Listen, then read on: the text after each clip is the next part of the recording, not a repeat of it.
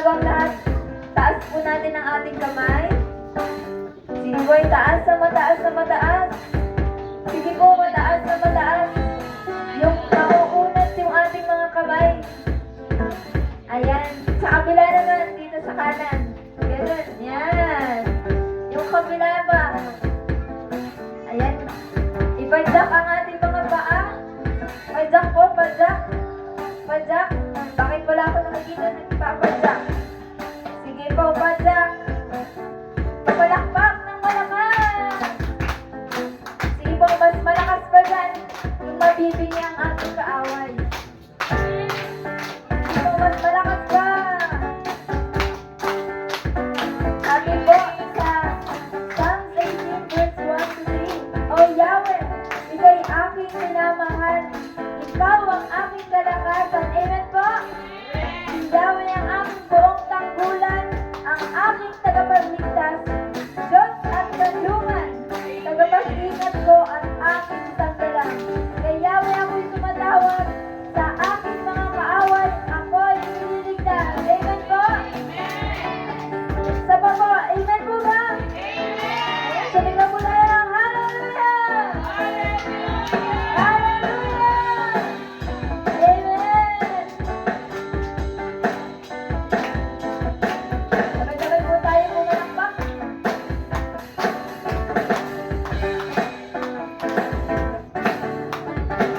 Ikaw lang aking ina. Ikaw lang, Panginoon. Sa'yo ay susunod. Laging maglilingkod. Sa'yo lang, aking Jesus. Ikaw lang. Ikaw lang aking ina. Ikaw lang, Panginoon. Sa'yo ay susunod. Laging maglilingkod. Sa'yo lang, aking Jesus. Ilan pa? Ikaw lang aking minamahal. Ikaw lang, Panginoon. Sa'yo ay susunod. Laging magbubuhay.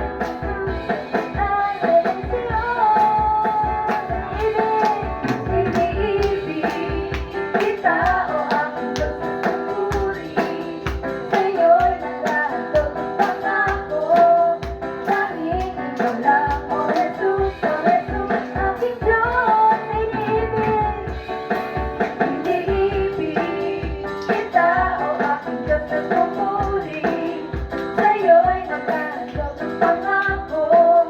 Laging ikaw lang, O Jesus, aking Diyos. Hanggang pa ikaw lang. Ikaw lang aking minamahal. Ikaw lang, Panginoon. Sa'yo ay susunod. Laging maglilingkod. Sa'yo lang, aking Jesus. Ikaw lang. Ikaw lang aking minamahal. Ikaw lang, Panginoon. Sa'yo ay susunod. Laging maglilingkod. Buong buhay ko'y alay na sa'yo. Iniibig kita, o aking Diyos na papuri. Sa'yo'y maghahandog ng pangako.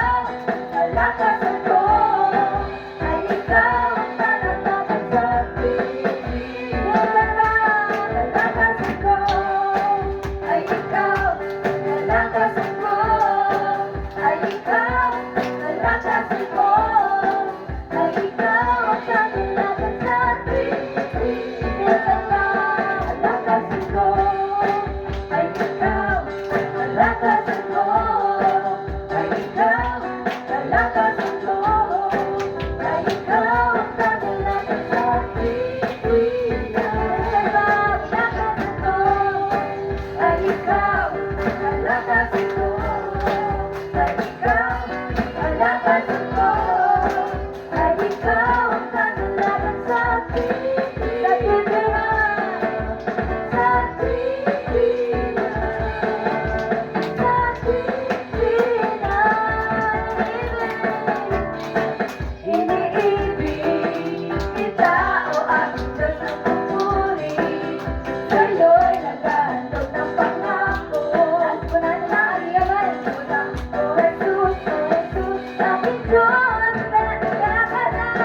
kalakasan ko, ay ikaw, kalakasan ko, ay ikaw, kalakasan ko, ay ikaw, kalakasan sa piling pag-ibig, kita o aking Diyos ang pupuri, sa'yo'y nagkahandog ng pangako, dahil ikaw lang, O Jesus, aking Diyos.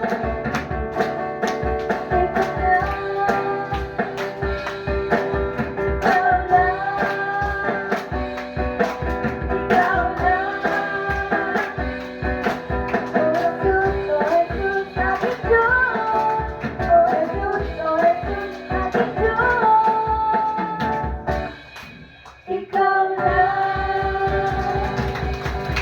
Amen. Hallelujah.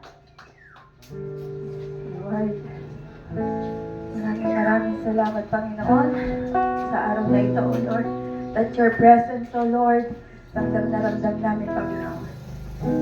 Let's sing to the Lord sa puso natin, buong puso, buong isip. Gamitin mo kami, Panginoon. Use us, O Lord, to be your vessel, O Lord God. Use us, O Lord God.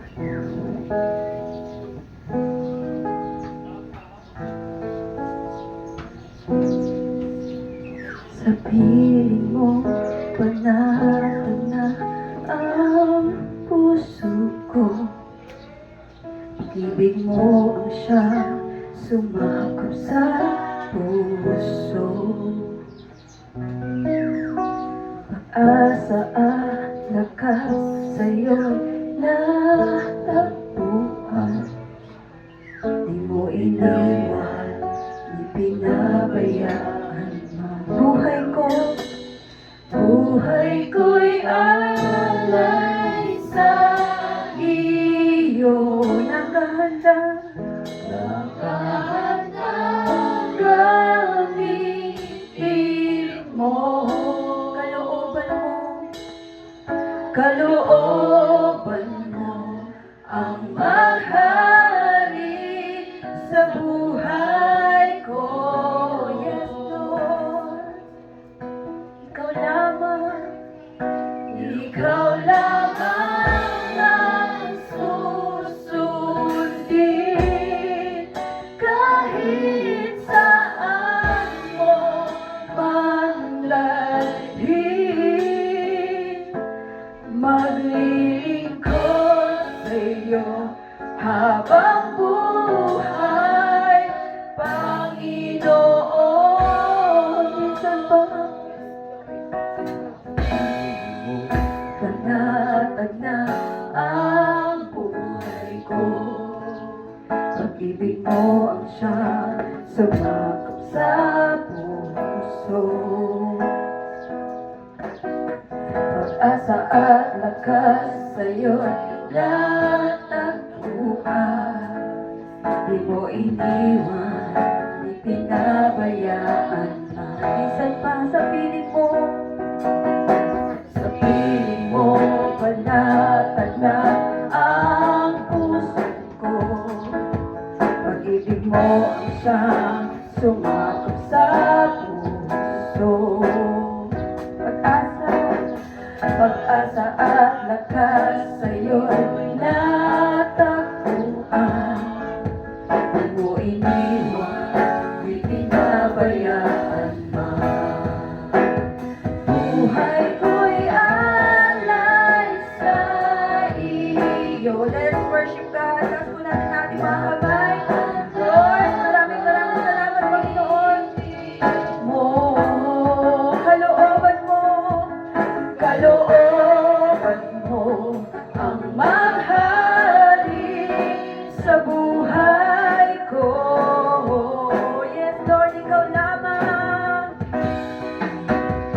Ikaw lamang ang susundin kahit saan mo man dalhin. Maglilingkod sa'yo habang buhay, Panginoon. Isa pa. Buhay ko'y alay sa iyo, nakahandang gamitin mo. Kalooban mo ang maghari sa buhay ko.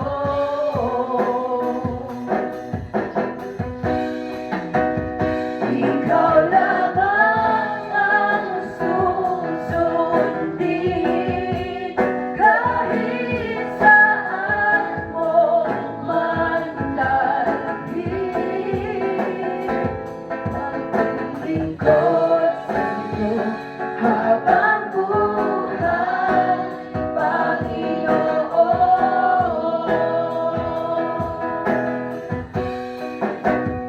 Buhay ko'y alay sa iyo, nakahandang gamitin mo. Yes, Lord, kalooban mo ang maghari sa buhay ko. Ikaw lamang ang susundin, ikaw lamang ang susundin kahit saan mo man dalhin. Maglilingkod sa'yo habang buhay, Panginoon.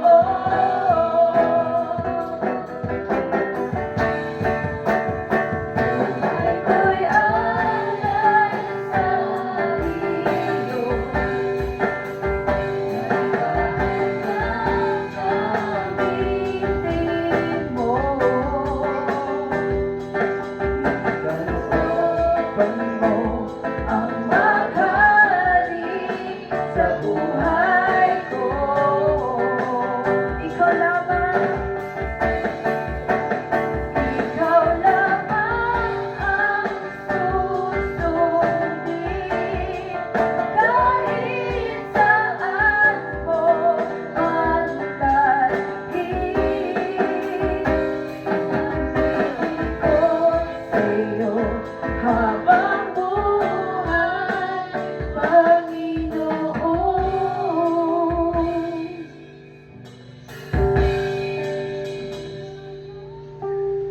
To your arms I'm secured all my life. Overflowing grace compels in my heart. I found the strength and hope because of your great love. You never leave me until the very end.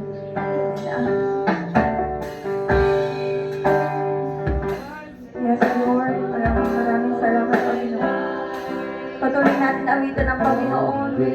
Awitan natin siya mula sa puso.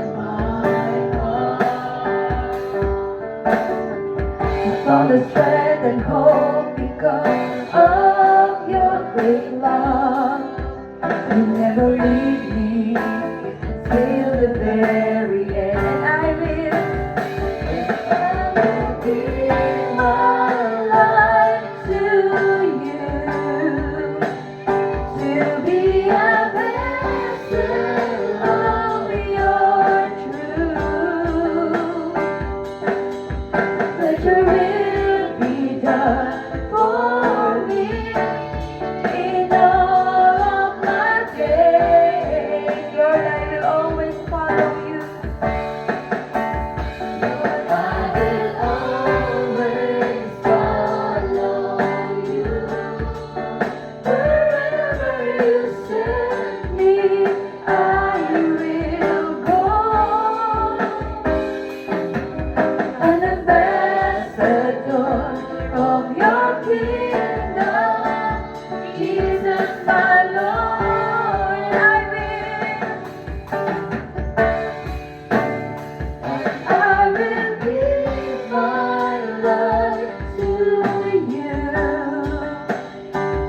be a vessel of your truth.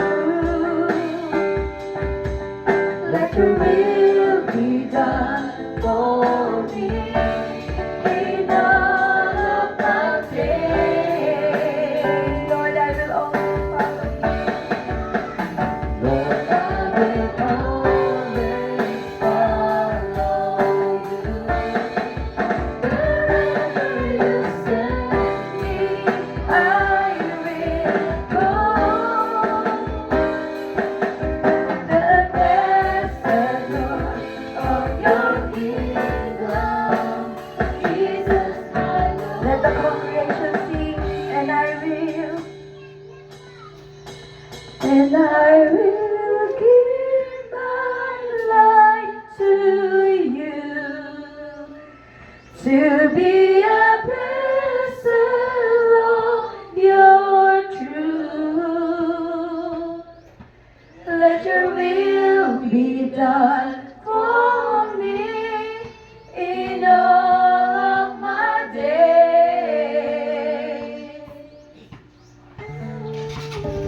Lord, I will always follow you. Wherever you send me, I will go. An ambassador of your kingdom, Jesus, my Lord.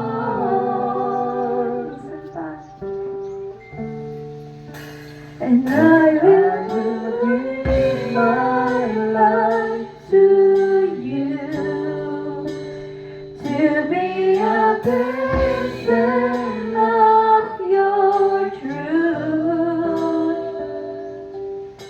Let your will be done for me in all of my days. We will always follow you.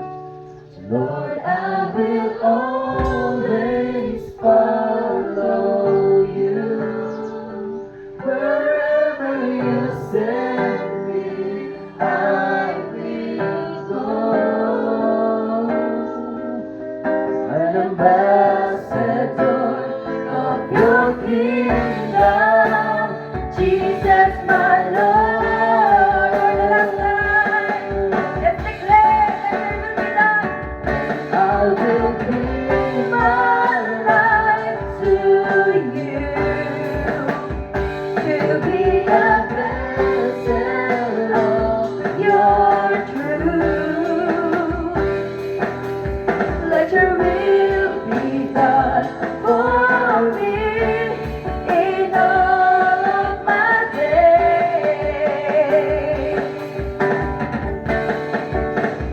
Lord, I will always follow you. Wherever you send me, I will go. An ambassador of your kingdom, Jesus, my Lord.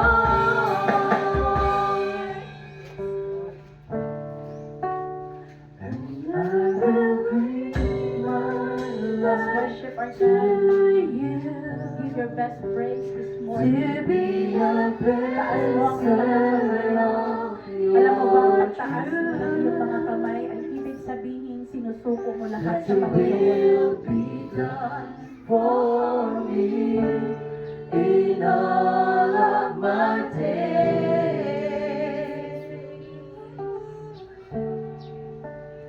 Lord, I will always follow you. Wherever you send me, I will go. An ambassador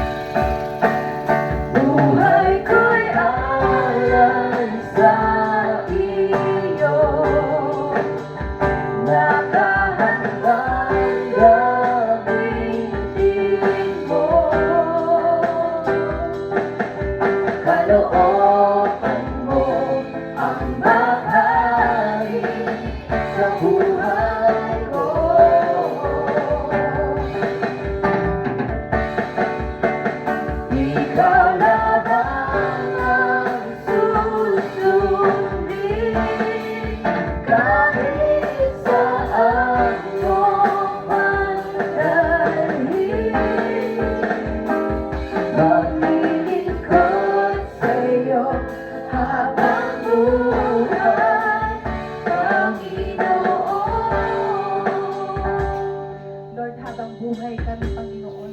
Habang buhay kami, Panginoon, kami ay maglilingkod sa iyo. Habang kami ay malakas, kami ay maglilingkod sa iyo.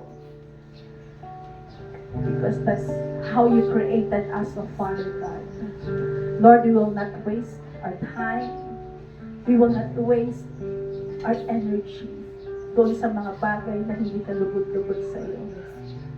Kung hindi maglingkod kami, Panginoon, ng buong puso, buong lakas, buong katapatan.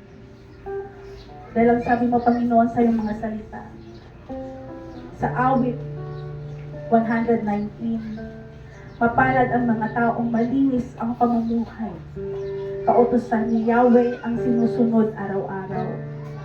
Mapalad ang sumusunod sa kanyang patakaran. Buong pusong naghahanap sa kanyang kalooban. Amen. Ang gawain ay matuwid, namumuhay silang ganap. Sa kanyang kalooban ay doon sila lumalakad. Ibinigay mo nga sa amin ang iyong mga utos upang buong pagsisikap na ito'y aming masunod. Gayon ako umaasang magiging tapat, susundin ang iyong utos, susundin ng buong ingat. Kahihiyan ay hindi ko matitikman kailan paman kung ako ay susunod ng tapat sa iyong kautusan. Ang matuwid mong tuntunin habang aking tinatarok, buong pusong magpupuri, pupurihin kitang lubos.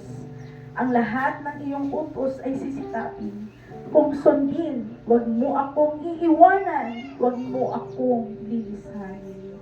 Amen. Ang sabi ng salita ng Diyos sa atin sa umagang ito, mapalad tayo kapag tayo ay sumusunod sa Diyos. Amen. Alam niyo ba, dito ko talaga nakita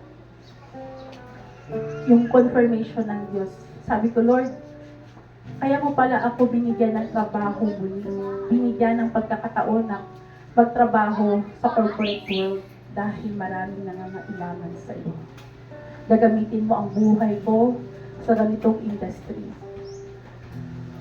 This week, yung isa kong prospect client, sabi ko, pagpasok ko sa feed mill, sabi ko, bakit malungkot? Parang there is something wrong. Ngayon, nagtanong ako sa president ng feed mill. Sabi ko, sir, pwede po ba kayong makausap? Sabi niya, wala po ako dyan. Nandito ako, may urgent lang. Dahil namatayan ako ng isang empleyado.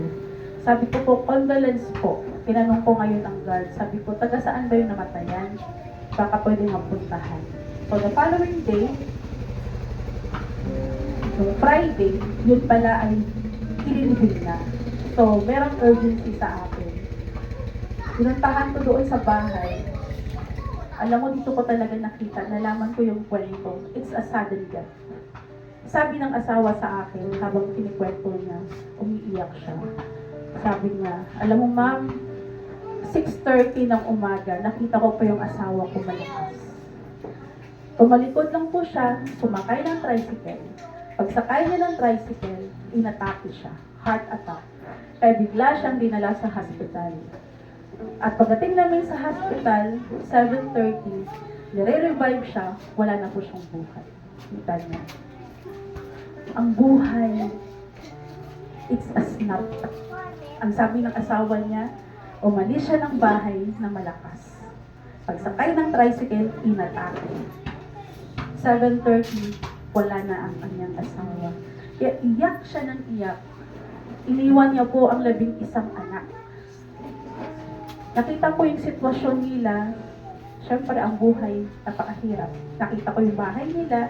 Nakita ko yung mga anak niya.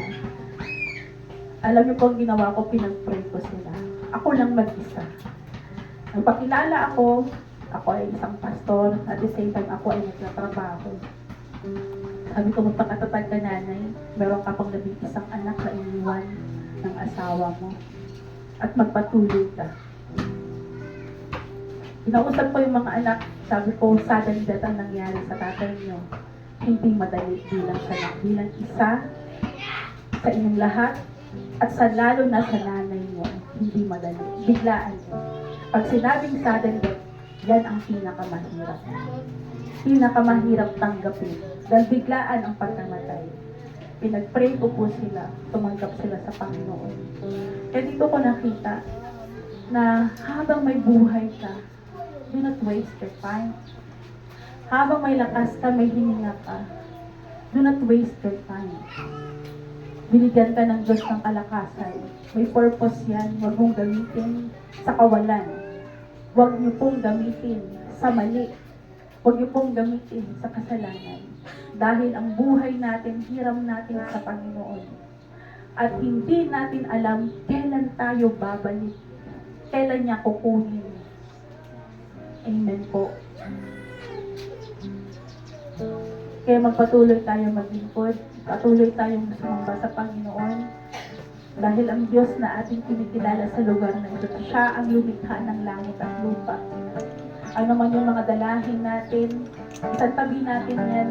Huwag yan maging hindrance para hindi ka makapagtaas ng kamay, hindi ka makapagpuri sa Panginoon. Bagkus, narito ka dahil mahal mo ang Diyos. Mahal mo ang ginagawa ng Diyos sa buhay mo, sa lugar na ito. Amen? Hallelujah. Lord, salamat. Binigyan mo kami ng opportunity, Panginoon. Binigyan mo kami ng ganitong gawain. Ganyan mo kami kamahal. Kaya ang bawat buhay namin, sisinupin namin, Panginoon. Habang ang aming mga paa nakatungtong sa lupa na ito, ibig sabihin, meron pa kaming purpose. At yung purpose na yan, Lord, ayaw namin ma-miss yan, Panginoon. Ayaw namin, Panginoon, na puro na lang negosyo, puro na lang trabaho, puro na lang gawain, bahay, at kung ano-ano pa. Kung hindi, Lord, yung purpose na nilagay namin, yung purpose na nilagay mo sa aming buhay, ay nagpatuloy ito. Magbuo ng maraming buhay. Maraming buhay ang nangangailangan sa iyo. Maraming buhay ang umiiyak sa iyo. Maraming mga buhay ang hindi alam bakit sila nabubuhay. Lord, gamitin mo kami, Panginoon, maging asin at ilaw sa lahat ng mga natitingnan. Oh God, tulungan mo kami, Panginoon. Tahabagan mo ang aming mga buhay. Buhay ko'y alay sa iyo.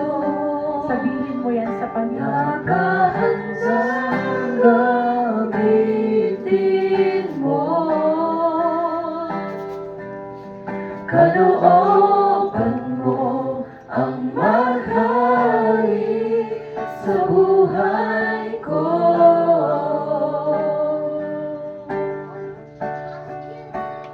Ikaw lamang ang susundin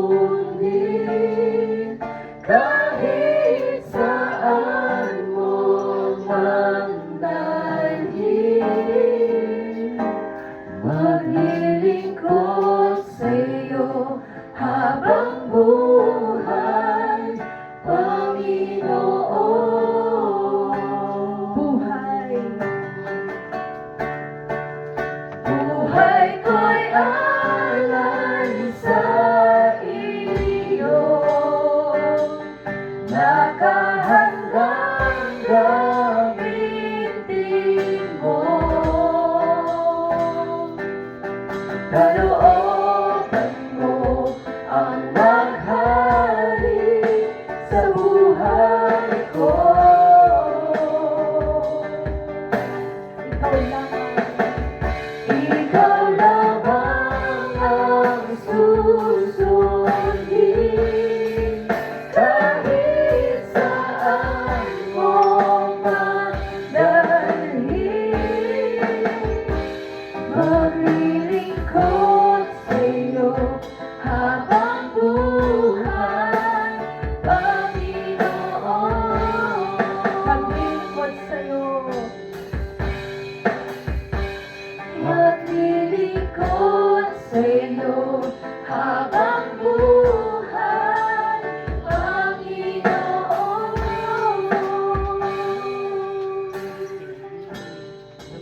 Salamat, Lord. Maglilingkod kami, Panginoon, habang buhay. Salamat, Lord, sa umagang ito. Salamat sa gawain na ito. Salamat sa iyong presensya. Salamat. Pinupuri ka namin. Dinadakila namin ang iyong pangalan. Sa pangalan ni Jesus. Amen.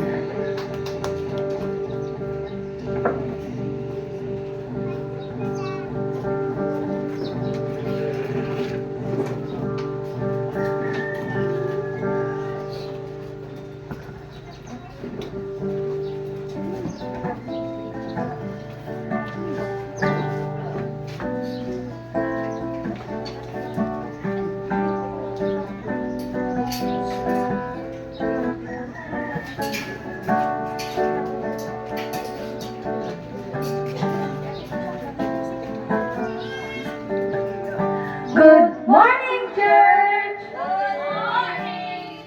Bago tayo magsimula, maaari ba kaming makarinig ng malakasang palakpak para sa Panginoon? Yan lang ba mga kapatid? Tumalaksan pa natin yung hindi na makakarinig ng mga kaawit. Sobrang lakas! Yan. So, blessed Sunday po sa ating lahat. Ako po si Gigi Carinal from St. Vincent. And ako naman po si Princess Oral po from Tramong. And we are Your MC for today. And bago po tayo magsimula, tayo muna po ay manalangin. Lord, we thank you for this beautiful Sunday. Salamat Lord sa buhay, sa lakas at sa pagkakataon na makasamba muli sa iyo. We honor you, Lord, we adore you, and we welcome your presence in this place. May everything that will happen today bring glory to you in Jesus' name. So, batiin naman po natin yung mga katabi natin. Sabihin mo sa katabi mo, bless God today. At kung hindi mo pa kilala yung katabi mo, magpakilala na rin po kayo. Church, blessed tayo today not because perfect ang buhay natin, but because God is faithful. Nandito tayo ngayon sa bahay ng Diyos, may lakas, may pagkakataon sumamba, yun palang blessing na yun. Kaya today, let's choose gratitude, let's choose joy, and let's choose to worship. Sabihin po natin ulit, I am blessed. Ayan. So, may nakikita po ba kayong bago? Wala! Kaya sabihin niyo po sa katabi niyo, mag-i-invite ako next week. Kaya mag-invite ka rin. Yan. So, our church is led by our beloved head pastors, Pastor Donna and Pastor Mark. Ang ating mga pastor na walang sawang tumugon, nakinig at tumulog sa Diyos.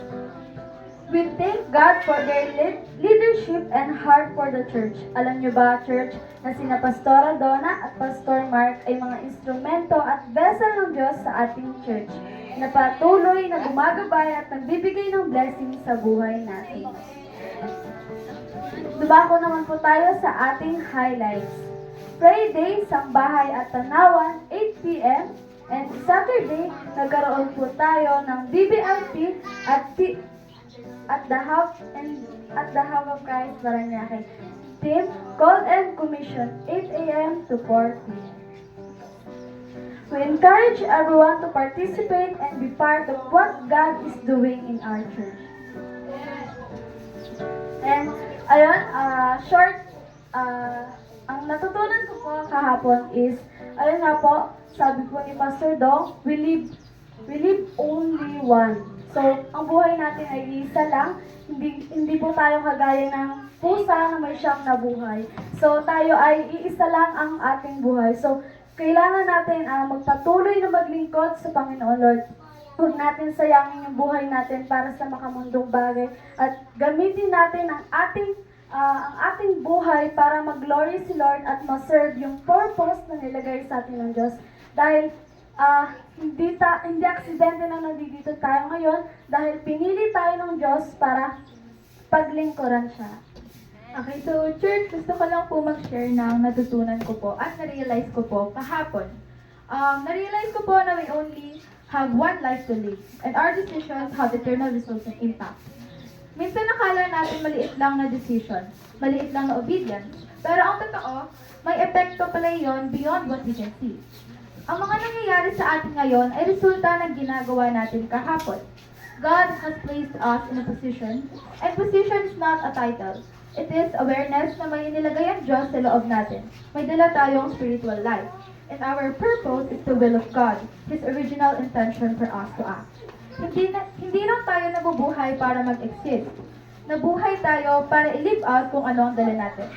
Tinamaan ako kahapon sa sinabi ni Pastor Dong na, do not just wait for time, make an opportunity.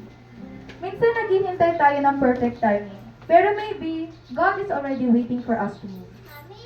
Na-realize ko rin na you cannot have resurrection without something dying first. May mga bagay sa atin na kailangan mamatay, fear, pride, at old mindset. But perfect love casts out fear. Alam niyo po, church, grateful po ako kasi naka-attend po ako kahapon. Kasi po, lahat po ng sinabi po ni Pastor Dong at Pastor Alex ay tumimo po talaga sa puso ko. Nagluha pa nga po ako kahapon eh, pinipigilan ko lang po talaga. Hindi po ako masyado nakapag-notes kasi po mas pinili kong makinig at damang-damang ko po talaga yung message. Because sometimes, God speaks to you not just to inform you, but to transform you. May mga salita na hindi lang pumapasok sa isip, kundi dumediretso yan sa puso natin. And I thank God for that moment. I pray that what we hear will not just stay in our notes, but will live through us. So, Now let us prepare our hearts as we honor the Lord through our tithes and offerings. Let us welcome Sister Flor.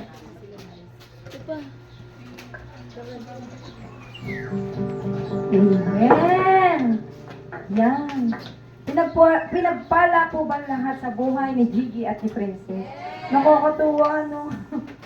Salamat Lord, talaga may na-erase ka.